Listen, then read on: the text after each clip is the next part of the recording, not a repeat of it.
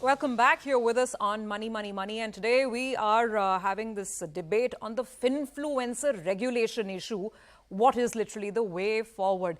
Now, Mohit Gang, who of course is an RIA, registered investment advisor, he's been listening to the panel very, very patiently. So, Mohit, let's start with your view. Now, we've heard in the last couple of weeks, we've really heard the Finfluencer community say that, look, registering as an RIA is too difficult. You are registered as one already. You tell us if that's true or not, and what's the problem? Okay, so you are firing the bullet right at me, Surabhi. Absolutely. Thank you very much for having me back on the Money Money show. Look, I won't mince my words on that. I think RIA is an extremely onerous regulation. If you want to set up like a corporate entity, then the regulations are fairly stringent. You have to have a minimum net worth of 50 odd lakhs, and then there are fee charging rules around it. Every proper thing, every proper advice, everything which you speak has to be digitally recorded, has to have a client consent. You have to maintain records, physical and digital both. You have to go through audits. You can charge only a particular amount of fee, so on and so forth. And the regulations are endless. There are certain set of regulations around advertisements. There are certain set of regulations around disclosures, what you can show on your website, what font you can show, what color you can show. You have to show the number of complaints, and you have to register at scores. And now there is a different platform called ODR to be registered. So it's endless. It's an endless set of regulation. And my view on this always has been very, very uniform, Surabhi. I think I kind of want to take the middle path here. Which means that not every advisor can be categorized or branded as under the same label. And I'll just take a minute to explain this. There are advisors who do derivatives, there are advisors who do stock advisory, and then there are advisors who do only mutual fund advisory and products like maybe deposits or bonds or few other things, right? And I think the regulator somewhere needs to classify and categorize these into different entities and bucket them into different brackets, and perhaps have some differentiating laws around it. A person who's just doing a mutual fund advisory and giving you allocations across different categories of mutual funds, maybe debt and equity mutual funds, and simultaneously giving you some deposits or some sovereign gold bonds, I don't think so he can be labeled and categorized under the same set of rules as a derivative or a stock advisory guy. And I think the problem overall is emanating from the fact that these regulations have been uniform, and the kind of discrepancies which one sees on social media handles of people outbursting and giving you trading calls and all those option master classes, so on and so forth, has been more related and pertinent with one set of people who do more of trading and stock advisory. So I think painting all of them with the same brush is where the problem is coming from. You can very well have differentiating criterias and therefore have differentiating rules, and make it a little easier for people who just want to give you personal finance and perhaps, let's say, mutual fund kind of things. Got it. I think that ties in with the point that Rachana was making earlier, that if some people are sort of, going about these slightly quote-unquote shady activities, you don't sort of throw the baby out with the bathwater. But Rachana, let's come down to the brass tacks, the nuts and bolts. Now, right now, you can register as a RIA, registered investment advisor. You can register as a research analyst if you want to do stock advisory. So, two categories are available. Do they work for the present set of influencers? Is that not fair? And if not, then why not? So, first of all, I think, again, going back to the objective of this paper, which mentions that it restricts the association of SEBI registered intermediaries or regulated entities with unregistered influencers. So I personally feel here point number one is it should not be only unregistered influencers, it should be unregistered entities including influencers who should be brought under the ambit of this registration. Because if people are delivering content, it is not necessary that it will be only through YouTube or through Instagram, on television. It could be through other areas as well. So if rules were to be made, they should be made for all. That is the first point that I want to make. Second thing is, should we be registering as an RIA? So I personally feel this is not applicable. Reason is very simple. Now, if I were to go to the RIA regulations, it very clearly mentions that the term investment advisor is defined in the IA regulations, which means any person who for consideration is engaged in the business of providing investment advice, So we as finance content creators, we don't charge any person for giving putting out whatever content that we are putting out. So I personally feel investment advisor is not applicable to a majority of finance influencers.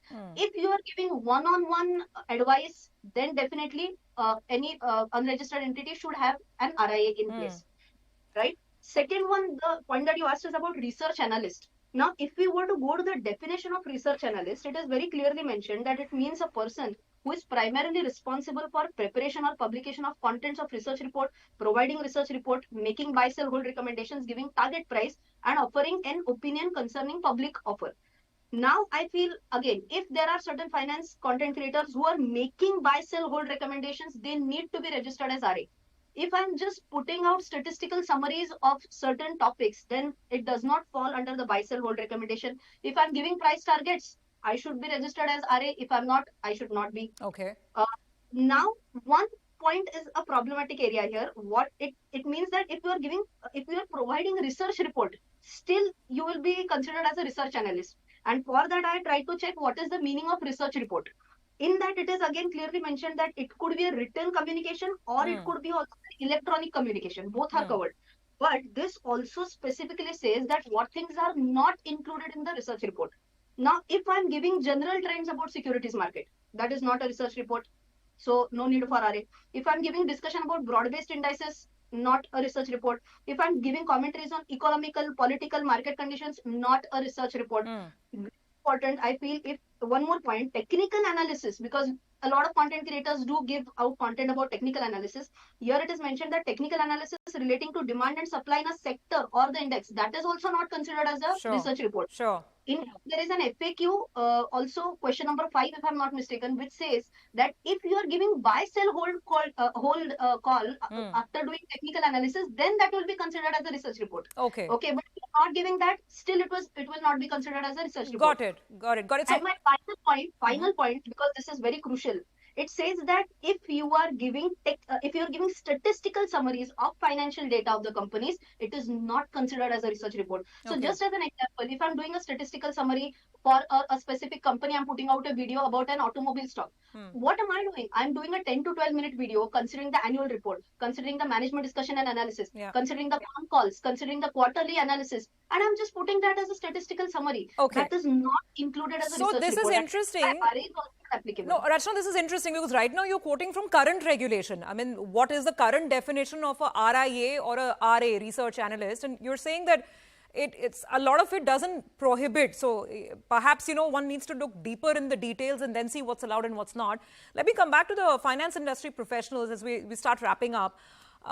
Swarup, earlier Rachana made the point that, this is not consideration. Any Finfluencer is not taking money from the audience to give out that piece of content, which got me thinking this is very more similar to MFDs than mutual fund distributors, because distributors don't charge us, for the advice that they give.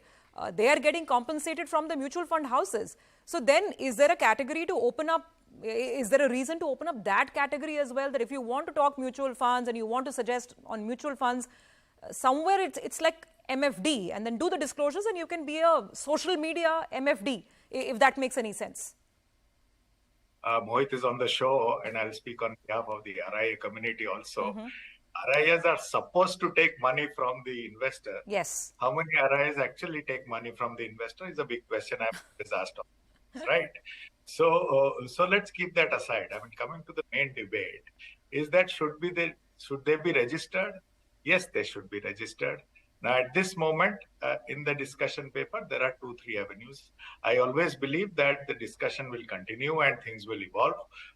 When you look at the whole, the environment under which this entire thing sort of operates, everybody sort of comes into every area. Everybody is a research analyst in some way. Everybody is a mutual fund predictor in some way. Everybody is on the social media. I'm making a very general statement, okay? Hence, one has to clamp down in some way of getting them into the entire environment. Now, registration at the beginning of the discussion was, should it be easy? Try becoming a distributor for selling soaps or anything from a large FMCG company. Is it easy? No, it's not. And we are talking about selling fiduciary responsibilities here. As the money starts growing bigger and bigger, these processes will become tougher as we go.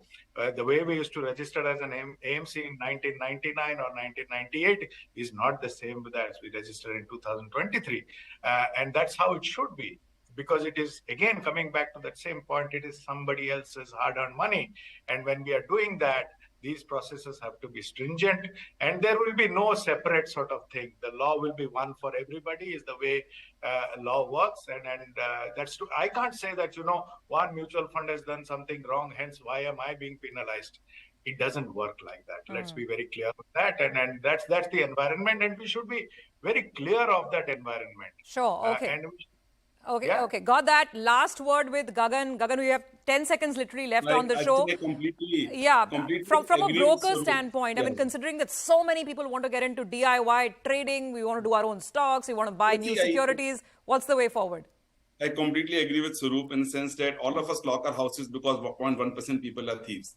So we cannot go with the fact that it has to be differentiated, right? And we cannot differentiate also. Everybody has to lock. So we have to do it so strongly. In the context, if you see, nobody can offer any incentive to open Demat account. It appears very, very strong law, but all of us follow that, right? So in the context of the laws that we follow right now in broking, this is a very, very, not a very strong law. The kind of laws we follow right now, even more stringent. Okay. So in my view, completely kind of look at it as a positive step. Got that, gentlemen. Thank you very much. I think the debate is still wide open. We haven't seen the official regulations just yet. So we'll wait by for that. Hopefully our viewers will also be very aware and keep watching this space. And Mohit, I don't know, RIA is a separate show, is a separate debate. And I think we'll have you and Swarup back for that one very soon as well. Thank you very much for joining in. It's a wrap on the show. Really appreciate your time. And thank you, viewers, for tuning in as well.